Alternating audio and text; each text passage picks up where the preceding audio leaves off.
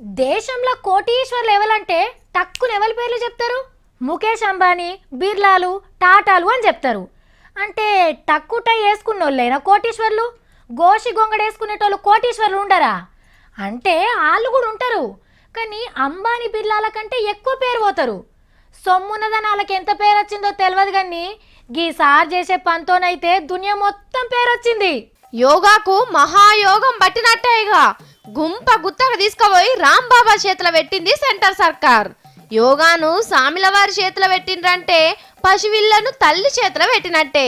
మంచి చెడ్డలన్నీ బాబా వారే చూసుకుంటారు. మనుషులకు దూరంగా దీవి చూపిస్తున్నది సర్కార్. అంటే చుట్టుముట్టు నీళ్లు, నడిమిట్ల జర్రంత జాగా, అండ్లనే పచ్చని చెట్లు, చల్లటి గాలుంటాయన్నట్టాడా. ఇగాడ కూసోని యోగా నేర్పుతాడట రామ్దేవ్ బాబా. నేర్చుకో బుద్ధున్నోళ్ళు ఆడికి పోవచ్చునట.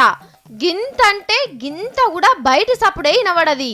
ఇసోంటి ఓ 60-70 సెంటర్లు తెరిపిస్తారట ఆయనతోని. ఇక యోగాని డెవలప్ చేస్తున్నట్టే బాబా వారు ఆయన చెట్ల మందుల కంపెనీలకు కూడా బాగానే డెవలప్ చేస్తుండు.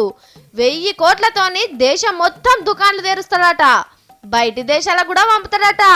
ఇదివరకే సామి బిజినెస్ 2000 కోట్లు దాటింది. ఇక ఇప్పుడు యోగాలు, కొత్త కొత్త దుకాన్లతోని దేశంలో ఉన్న బడా కోటీశ్వర్లల్లా ఒక్కడయ్యేటట్టున్నాడు అని అనుకుంటుండ్రు బాబా భక్తులు.